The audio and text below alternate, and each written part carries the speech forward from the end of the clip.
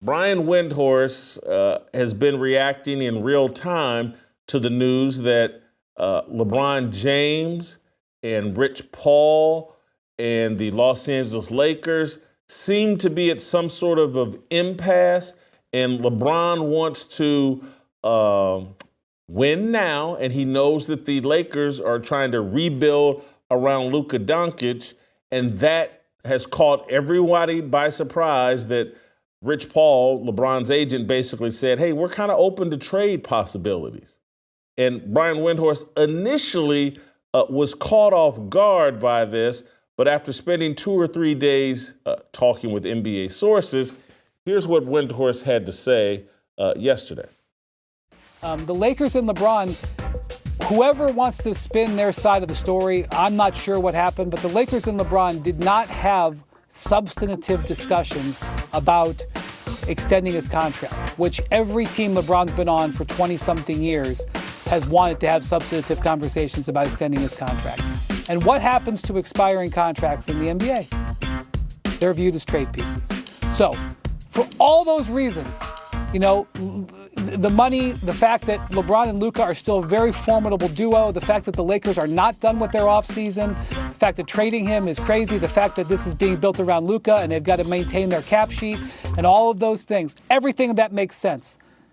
But I'm just unlocking the door because I'm not as convinced as before of its impossibility.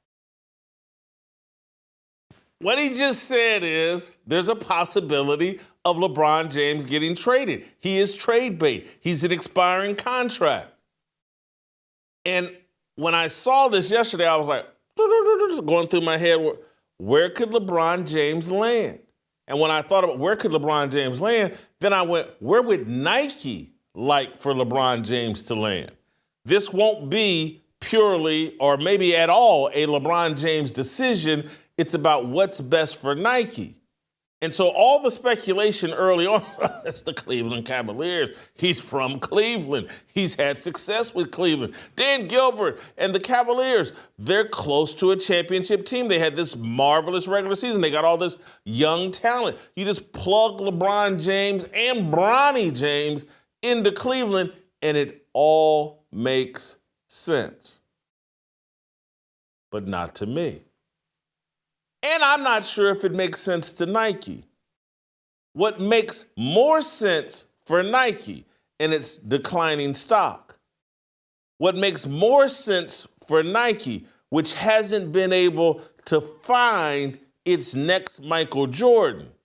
What makes more sense for Nike, which has found its next Michael Jordan, but it's not a he, it's a her, it's Caitlin Clark. Caitlin Clark is the biggest asset that Nike has.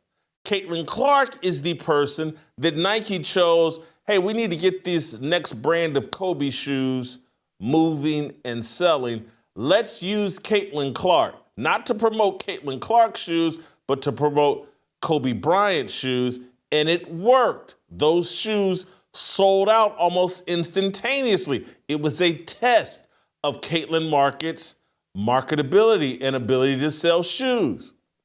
Nike and their brand have a problem in middle America that Caitlin Clark is fixing.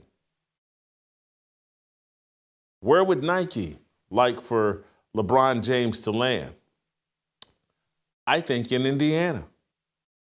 Who has LeBron James been pretending to just love and support? And maybe it's not even pretending, or who has LeBron James strategically been befriending all over social media at every opportunity, realizing that the black queens, the lesbian queens of the WNBA have a problem every time LeBron James capes up for Caitlin Clark. This is very strategic by LeBron James and Nike. They want a relationship between Caitlin Clark and LeBron James. This is marketing magic. I think LeBron James has 2 seasons left in the NBA. You send him to Indiana. You do a marketing campaign about LeBron James, the GOAT, or one of the greatest of all time. Nike wouldn't call him the GOAT because that'd be offensive to Michael Jordan.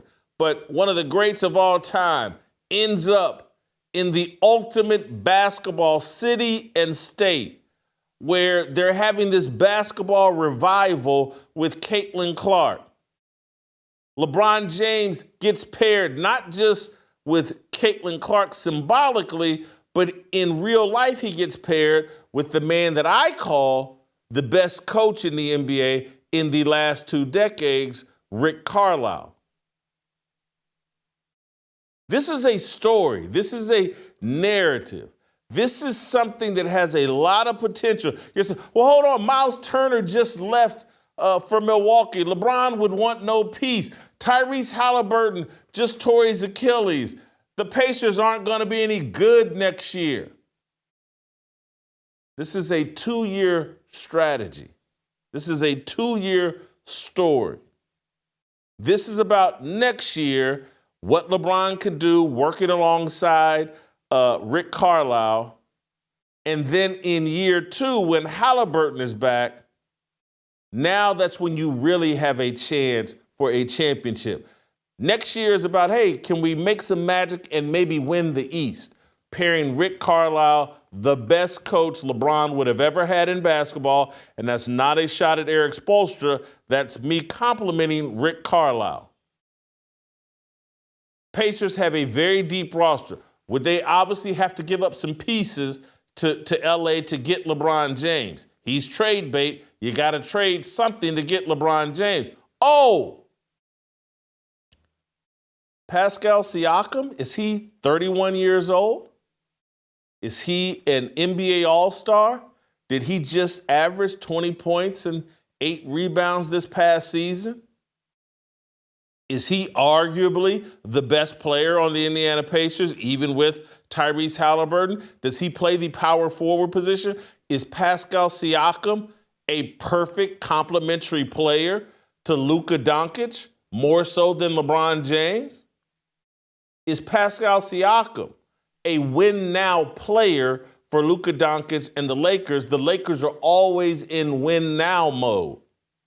I'm not saying you can just trade Pascal Siakam straight up for LeBron James, or maybe you could.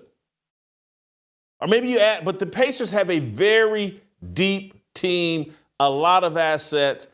I don't know, someone else is going to have to tell me salary cap implications and what you got to pay LeBron. But what I am telling you, if Nike wants it to happen, it can happen.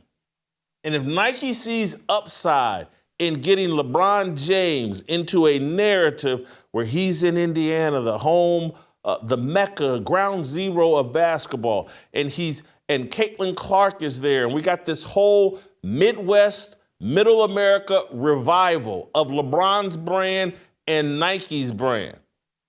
It's already going on with Caitlin Clark right there in Indiana. I know your initial, oh, that's crazy. LeBron James wouldn't go to Indiana.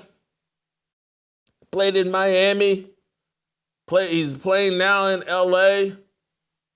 Cleveland was his hometown. There's nothing to do in Indiana. LeBron James, if he's going anywhere, he'll go to the Knicks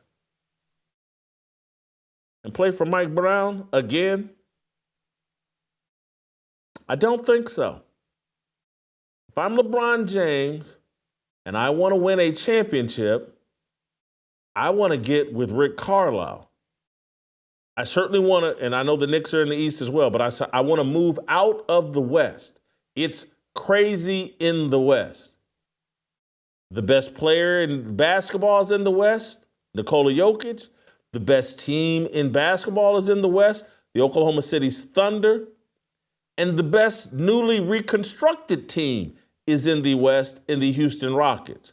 I want to get away from Kevin Durant and the Houston Rockets, Nikola Jokic and the Denver Nuggets, Shai Gilgeous-Alexander and the Oklahoma City Thunder. I even want to get away from Steph Curry and the Golden State Warriors. I want to go east, pair myself with the best coach, pair myself with the best story, and present myself as I'm LeBron James, and just think it through, gentlemen. I'm passing the basketball torch to Caitlin Clark. Think of that story. Think of how LeBron wants to position himself post-NBA career. Think of what Kobe has been benefiting from in death. Oh, Kobe was a girl dad. Kobe loved the WNBA. Kobe was big on women's basketball. Now we have LeBron James in Indiana passing the basketball torch, the matriarchal basketball torch, to Caitlin Clark. This is a story that will work in this matriarchal culture we have built here, this media culture we have built here.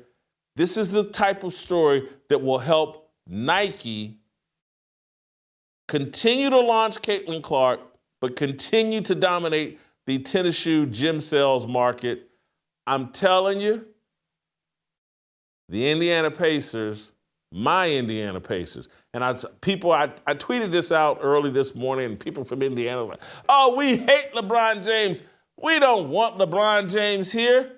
And I'm like, hold up, man. I guarantee whoever's tweeting at me, I've been a Pacer fan a lot longer than you. And I got more beef with LeBron James than you. I want LeBron James in Indiana. Like what you saw? Hit that like button, subscribe, and check out the full episode by clicking the link below.